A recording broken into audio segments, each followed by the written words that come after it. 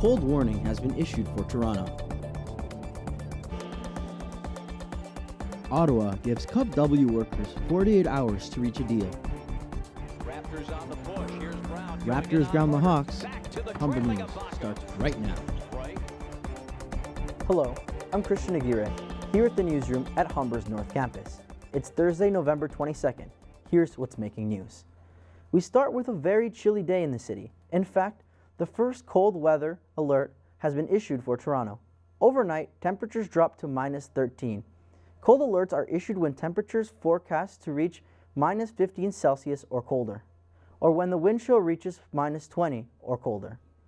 So, how do you keep warm on a day like this? Obviously, you want to stay indoors. So our Humber News camera hit the halls of North Campus to see what people do to keep themselves warm. Well, layers and layers, as you can see. I got my turtleneck on, I got another sweater on, and this is just for fashion.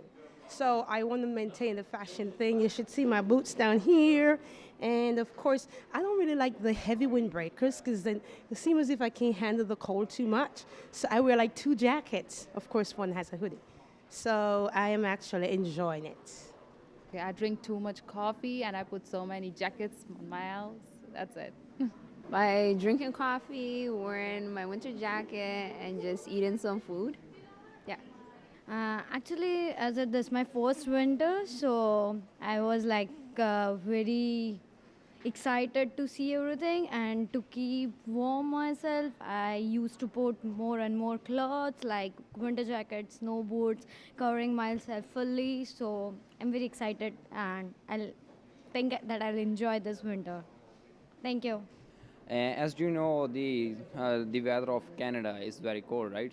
So you can keep your warm self that by keeping warm clothes like me, you see. Okay, so that's why do not go here and there outside where the temperature is too much cold. So keep yourself warm by wearing heavy clothes. In winter, by wearing gloves into your hands. Do not drink any cold things like cold drinks anywhere outside. Just keep your clothes warm. So that's why. Thank you. I'm going to take a lot of hot baths, drink a lot of tea, and dress warm. Hats, gloves, a good jacket. A really expensive jacket that I am still paying off on my visa. Got my gloves, my hat, and just running from my car to the school, and that's it. The federal government is moving to end the strike at Canada Post. They introduced a back-to-work bill today. Employees are being forced back to work after 5 years of labor disruption. Labor Minister Patty Hajdu said the action had to be taken as the holiday season approaches. Canada Post says delays will be expected in delivering of backlog of mail. It could even stretch into the start of 2019. Southern Ontario will be the most impacted due to a backlog of transport trailers. Finance Minister Bill Morneau delivered his fall economic statement yesterday. Some highlights include pay equity legislation aimed at closing the wage gap in federally regulated sectors. The government says equal pay legislation will impact some 1.2 million people. The feds also announced 5 additional weeks for parental leave, $271 million for cybersecurity updates, new small business tax rules, and $500 million to fund environmental programs. The Liberal government's federal deficit will now be just over $18 billion. Turning to news overseas, the European Commission and United Kingdom have agreed on a Brexit draft deal. British Prime Minister Theresa May talked today about the progress with the trade deal. Complex negotiations with the European Union, I have had one goal. Last week, we achieved a decisive breakthrough when we agreed with the European Commission the terms for our smooth and orderly exit from the EU. Alongside that withdrawal agreement, we published an outline political declaration setting out the framework for our future relationship. May has defended the newest Brexit draft since it was announced last week. It's come under fire for not meeting the expectations of the British people.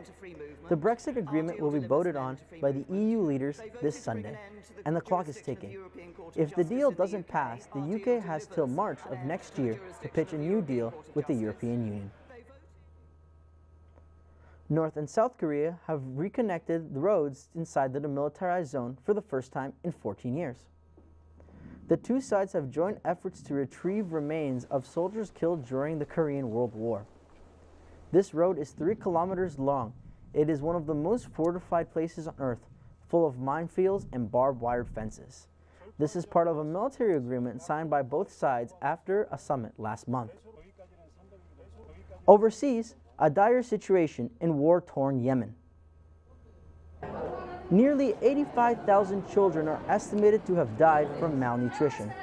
Both Save the Children and the UN says the situation was preventable. A 3-year civil war has plunged Yemen into famine. Fighting between the Sunni-backed coalition and the Houthi rebels has injured and killed thousands. A trade blockade has created the world's largest humanitarian crisis, with 14 million on the brink of starvation. An update from California now. A massive fire in the northern part of the state may be controlled in the coming days. Thanks to so much needed rain, at least 83 people have died in what's called the Camp Fire. 560 are still missing. Meanwhile, in the south, rain is also helping pour out another fire. The Wolseley fire began on November 8th and burned more than 1,600 homes while claiming 3 lives.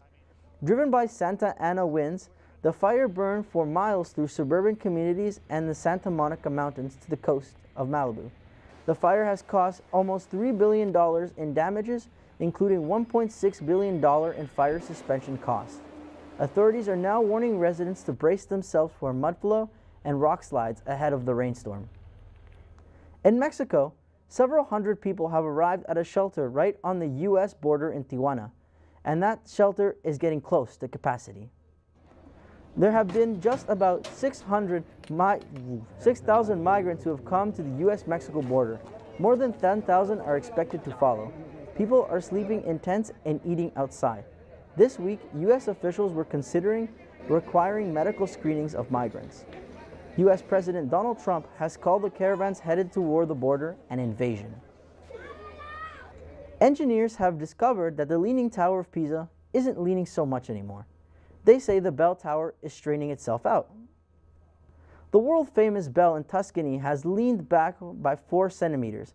Engineers have tried to straighten it for more than 2 decades. They now say it's in better structural shape than predicted. The 12th century tower reopened to the public in 2001 after being closed for more than a decade. We're going to take a quick break. Still ahead, the latest in sports. But first, Paul Schubert has a preview of your 3-day forecast. It's going to be a bright couple of days between today and tomorrow. While it's certainly not warm enough to wear lighter layers, the amount of sunlight will be just enough to put us in a good mood for the weekend. What's coming your way? I have your 3-day weather forecast coming up after the break.